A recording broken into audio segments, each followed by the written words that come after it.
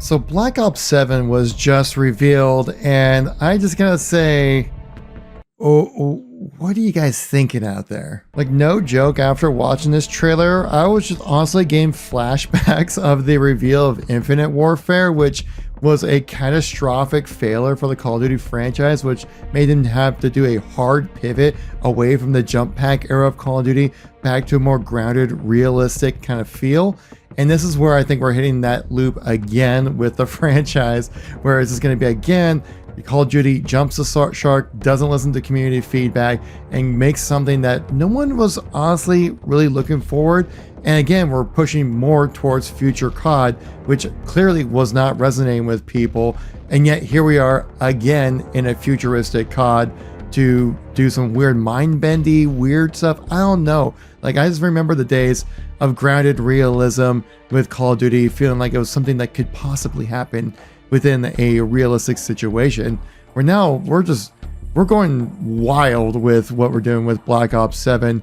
And well, a lot of the information that we got was, well, kind of cringy and not really looking forward to it. There were some benefits and some good things that were actually mentioned within the two trailers that were revealed for the direct and the reveal here. But the main thing I have to show to you guys is this trailer was not very well received, like at all, like not at all. Because when I look at it right here, you see the like to dislike ratio down here.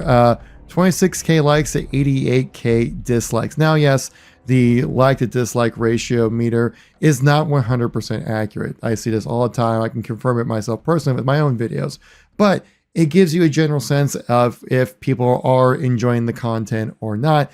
And for the most part, yeah, people are not enjoying this at all. And funny thing is, I think this really kind of reconfirms, especially after the recent experience of playing Battlefield 6's beta, to then come over and watch what Call of Duty is doing.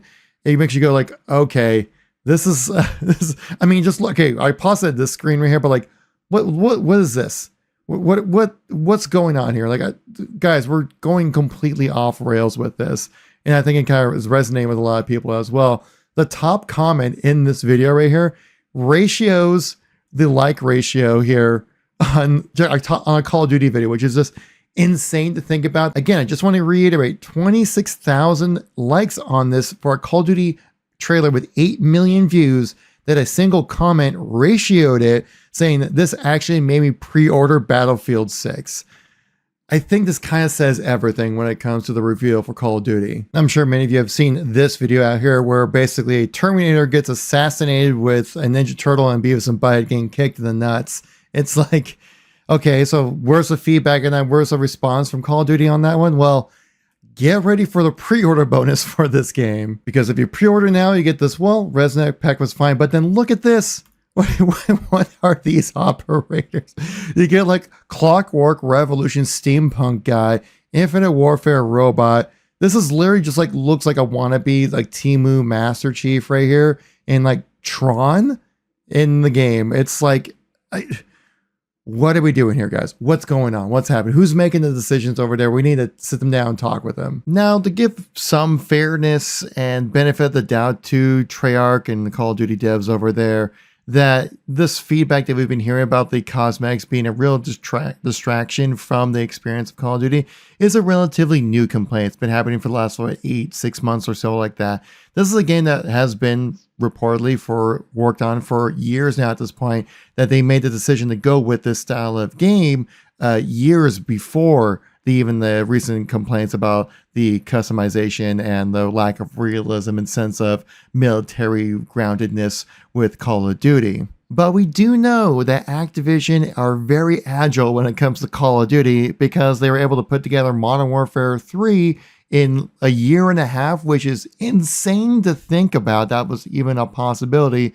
I mean, as a Halo fan myself, thinking that you can make an entire game within 2 years is just mind-blowing. So they are agile enough to where they can respond to community feedback within a year of the previous game. Yeah, again, like this whole theme of like the mind-bendy stuff when it comes to the campaign, and just, you know, it seems honestly just kind of like a bit of a letdown, just because like this is really kind of supposed to be like a recreation of Black Ops 2 is kind of the vibe behind this whole thing, which doesn't really seem to capture the same kind of feel that Black Ops 2 had. Now compare that to what Black Ops 2 trailer was back in the day. Like, yes, it was still pushing to the future side of things, but this is like the first time the franchise ever went that direction. Call of Duty never did like a sci-fi near future type of thing. So it was new. It was a cool experience. And they had some really interesting things. The multiplayer was great. The campaign was really well received.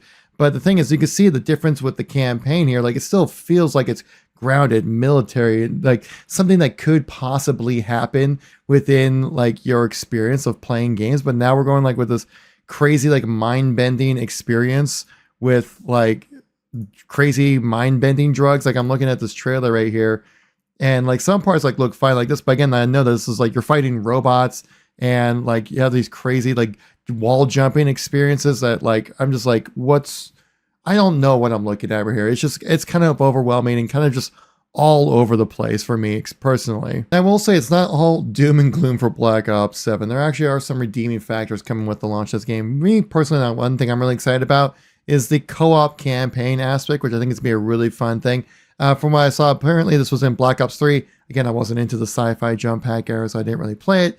But this would be, I'll definitely jump in and play with some friends for some co-op campaign excitement. And apparently they're looking to create like this repeatable experience called the end game. Once you beat the campaign, you unlock basically what's going to be like Avalon, which is going to be the Battle Royale map, as you can see right here. And apparently it's going to have 32 players available for like a PvE type of experience. That sounds really interesting to me. It kind of makes it, I guess, kind of just throwing the kitchen sink at you of like everything they have to offer PvE related with Black Ops 7 into a singular mode. That actually sounds pretty interesting. Something I'd be definitely willing to jump in and play, especially a large scale PvE is something we've never really had before. So I'm glad to see that Treyarch decided to push forward in a new way to try to innovate in some kind of capacity, since this game seems like it's just retreading so many things that we've already seen and not really going back on things that players are not enjoying, saying like the Omni movement side of things, which, oh my God, like the Omni movement, like, why is this still a thing? Also, one thing that like really nobody was asking is being added into Call of Duty, and that's like this weird wall jumping ability. It's not exactly wall running, but effectively it's wall running back in the game, like Black Ops 3 style. You can see right here, like the walls and the map design are basically exactly looking just like Black Ops 3, which again, I never bought into played because, well, I wasn't going to enjoy the game, so I didn't buy and play into it.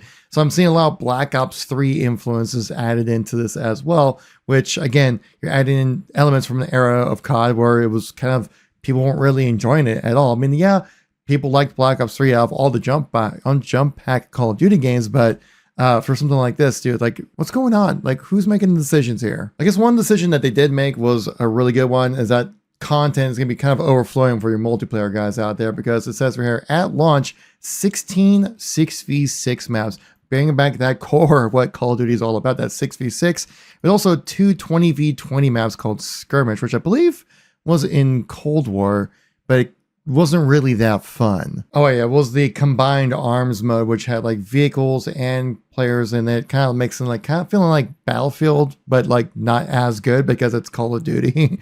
And again, like now with Battlefield 6 out there just completely crushing it, it's concerning to see where Call of Duty is going right now, especially after Microsoft's massive investment into the Call of Duty franchise and Activision as a whole, to see it just kind of, well, flounder and not exactly live up to its full potential is just kind of rather concerning. And for all you zombies guys out there, there's a whole, round-based zombies are returning. Apparently you're stuck in the dark ether. Again, I'm not much of a zombies guy. I actually kind of enjoyed, honestly, the Modern Warfare 3's like open world thing.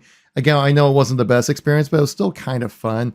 But like the round-based stuff, like I know it's much more core to the true experience, but I mean, I'm gonna be honest, I'm not gonna probably play much zombies. Like if I wanted to play like a PvE experience, I'd just go play like some good first-person shooter campaigns, like Titanfall 2 or something. I do have to say, like after watching like the multiplayer side of the direct section, the comment on there was just hilarious, saying I can't wait to see Beavis and Butthead wall running backwards, and it's like, yeah, it's gonna be an experience with this game. And I thought I heard that this campaign was supposed to be linear, but then like looking at the section right here where they're talking about Avalon, which is going to be like the new BR map that was supposed to come in for Black Ops 6, but then Verdansk came in. But I'm kind of confused like how Avalon's really going to play in, if it's just going to be utilized for just the end game experience. But sure, but like look at this right here.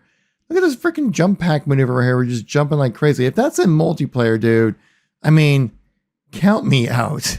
Plus, we know how well those open play space areas have played out so well in previous Call of Duty campaigns. I mean, hopefully this whole like multiplayer experience with Avalon should be kind of neat. But I got to point back to the comments, guys, because there was some gems today, man. Like, kudos to the internet on this one, man. I'm really looking forward to that. Saying they pulled a Palpatine and the year was 2035 and somehow Menendez is back. Also, skill-based matchmaking in campaign is insane, along with packet loss in campaign confirmed, which like, oh, that's actually going to happen. But yeah, like looking at what we have to offer at the initial release of this game, guys, like it's comparing off the heels of coming off of Battlefield 6, like the return to form, a gritty, kind of grounded, somewhat realistic kind of experience within a multiplayer realm of like military shooters, and absolutely capturing that vibe.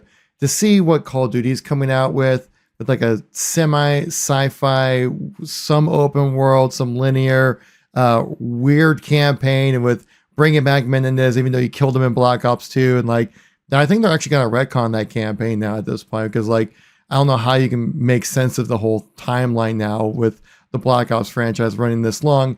Wall jumps.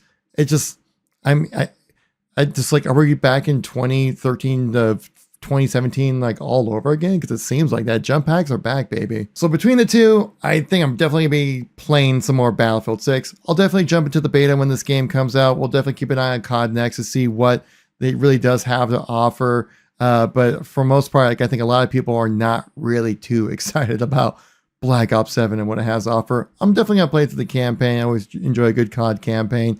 It's a good like popcorn kind of just trash kind of candy corn kind of like campaign experience, but it's always kind of fun to play, you know. But anyways, guys, make sure to keep an eye on the channel here for whenever I do release my Battlefield 6 review. It's gonna be a big one because there's a lot to talk about and I really want to go into it, guys. But if you guys enjoy these type of videos, like, subscribe is always appreciated. More wall jumps, dude. Like, I can't believe that. But anyways, I'll catch you on the next one. Peace out.